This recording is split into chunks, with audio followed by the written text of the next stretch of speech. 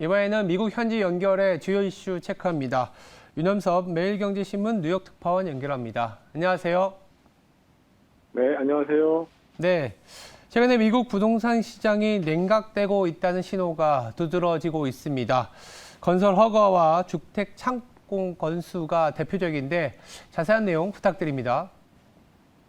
네, 부동산 선행지표인 건설 허가 건수가 11월에 134만 2천 건으로 집계되었습니다. 이 같은 수치는 2020년 6월 이후 가장 낮은 수준입니다. 또한 월가 전망치인 148만 5천 건보다 크게 낮은 수치이고 전달인 151만 2천 건보다 작았습니다. 건설 허가 건수는 주택 등을 건설하기 전에 정부로부터 반드시 받아야 하는 서류로 부동산 시장의 선행지표입니다. 이 지표가 최근 들어 지속적으로 하향 추세를 보이고 전망치를 하회함에 따라 부동산 시장 역시 꺾이고 있음을 알 수 있습니다. 또 다른 부동산 선행지표인 주택 착공 건수는 11월에 142만 7천 건으로 집계되었습니다. 이는 전달 143만 4천 건보다 0.5% 감소한 수치입니다. 주택 착공 역시 주택 완공까지 몇 달 이상의 시간이 걸리기 때문에 부동산 시장의 선행지표 역할을 하는데요. 최근 이 역시 감소세를 지속적으로 보임에 따라 부동산 시장이 냉각함을 알 수 있습니다. 특히 주택은 단독주택과 아파트 두 가지 형태로 나누어지는데요.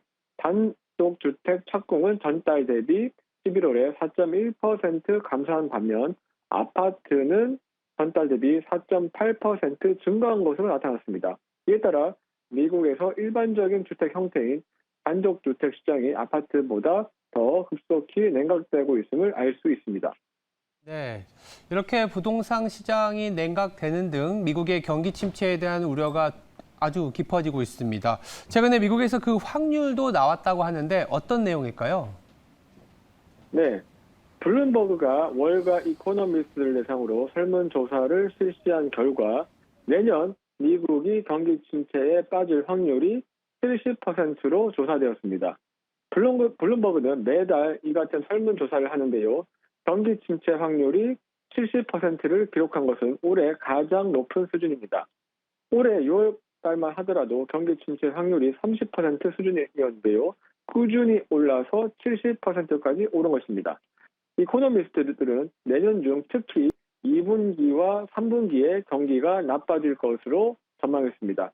내년 1분기에는 GDP 성장률이 전분기 대비 연율 기준으로 변화가 없다가 2분기에 마이너스 0.7% 감소하고 이어 3분기에도 2분기 수준으로 유지할 것으로 전망했습니다. 결국 4분기에 성장률이 좀 오른다는 말인데요. 이에 따라 2분기와 3분기의 경우 소비 증가율이 0에 가깝고 고용 증가율은 마이너스를 기록할 것으로 전망되는 등 내년 중반기에 주로 불황 정도가 가장 심할 것으로 예측이 되었습니다. 이상 뉴욕에서 윤원섭 특파원입니다.